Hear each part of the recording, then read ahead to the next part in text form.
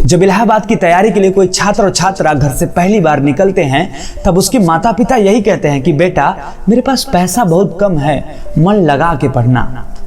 इलाहाबाद में 10 बाई 10 का कमरा भी 3,000 रुपए प्रति माह के हिसाब से मिलता है। पढ़ने वाले इलाहाबाद में अपनी किताब खरीदने के लिए ऑटो से नहीं बल्कि पैदल जाते हैं ताकि कुछ पैसा बचेगा, 20 रुपए बच गया तो 2 टाइम की सब्जी खरीद लूंगा। सलोरी, गोविंदपुर, राजापुर, बघाड़ा जैसे किसी भी स्थान पर रहते रहते सर का आधा बाल झड़ जाता है, चेहरे की रौनक झड़ जाती है, माथे पर तनाव की लकीरें साफ साफ दिखाई देती हैं। 2 टाइम के बजाय 1 टाइम खाना बनता है ताकि इससे कुछ पैसा बचेगा तो कोई फॉर्म भर सकूंगा, क्योंकि घर से पैसा बहुत लिमिट में मिलता है। जी हाँ, कभी कभी बाहर की मिठाई खाने का मन हुआ तो चीनी खाकर अनुभव करना पड़ता है कि भैया हमने रसमलाई खा लिया है। बहुत ही संघर्ष और तब जैसी जिंदगी जीने के बाद इलाहाबाद में जब कोई भर्ती आती है तब 1000 पद के लिए लाखों आवेदन आता है। पढ़ने वाले बच्चों के घर से फिर से फोन आता है कि बेटा इस भर्ती में बढ़िया से पढ़ना, मन लगाकर पढ़ना और परीक्षा पास कर लेना। घर वालों की आशाओं ने फिर से टेंशन दे दिया, लेकिन फिर भी लाखों लोगों को पीछे ढकेल कर परीक्षा में पास हुआ। घर परिवार और समाज को लगता है कि इसकी नौकरी तो मिल गई, अब कोई टेंशन की बात नहीं है, ज्वाइनिंग ही तो रह गई है। दोस्तों और रिश्तेदारों को पार्टी भी दे दिया। फिर 2 साल तक इंतजार कर रहे हैं कि अब ज्वाइनिंग होगी, अब ज्वाइनिंग होगी, लेकिन इसी बीच एक नया आदेश आता है कि भर्ती परीक्षा अमान्य हो गई।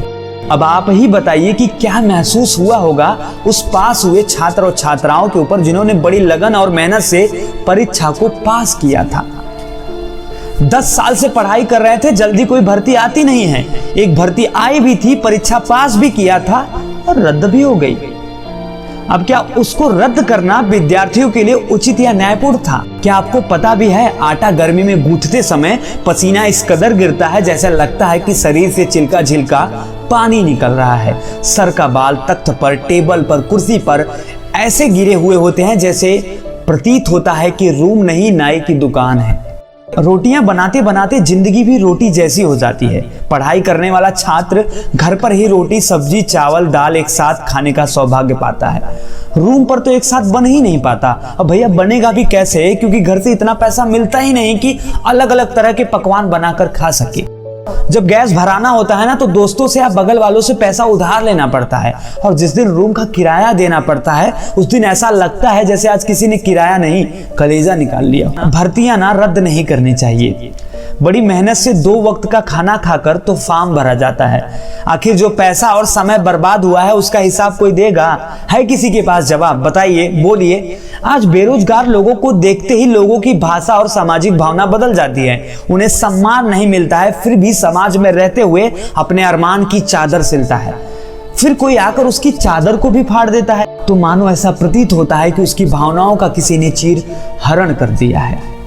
किसी भी प्रतियोगी छात्र या इलाहाबाद में रहने वाले लड़के के कमरे में जाकर अगर उसके कमरे को देखा जाए ना तो तरस आ जाएगी। अगर देखा जाए तो उसके कमरे में उसके अंडरवियर में इतने छेद दिखाई देते हैं, फिर भी वो 60 रुपए का अंडरवियर इसलिए नहीं खरीदता है कि अगर पैसा बच गया तो आधा किलो दाल ले लूंगा। मंजन खत्म होने के बाद उसको फाड़कर उस पर ब्रश को तब तक रगड़ता है जब तक टूथपेस्ट की जान न चली जाए। घर से गेहूं, चावल, आलू, अचार सब ढोकर लाते हैं कि कुछ पैसा बचेगा। फिर स्टेशन या बस स्टैंड पर उतरने के बाद ऑटो सिर्फ इसलिए नहीं लेते हैं कि 20 रुपए कौन देगा। फिर सिर पर वही राशन वाला बोझ उठाते हैं और चल देते हैं अपने रूम पर। अब इतना कुछ सुनने के बाद छात्रों के असहनीय दर्द का अंदाजा तो आप सभी ने लगा ही लिया होगा। मैं भारत सरकार से यही अपील करूंगा कि भर्तियां देने से पहले इस तरह का विज्ञापन निकालें कि भर्ती किसी भी कारण रद्द कर दी जाएगी और रद्द एक निश्चित तिथि में ही किया जाएगा ताकि छात्र अपनी अगली तैयारी प्रारंभ कर सके।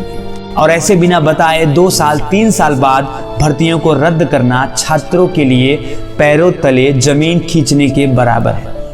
तो मैं सभी सरकार से, राजनीतिक पार्टियों से अपील करूंगा कि जो भी भर्तियां निकाले उसकी एक निश्चित अवधि बताई जाए और ज़्यादातर प्रयास किया जाए कि भर्तियां रद्द ना हो।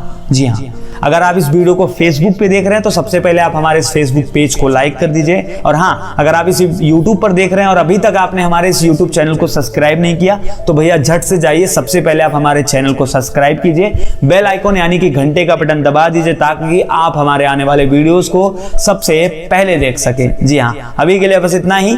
जय हिंद, बाय।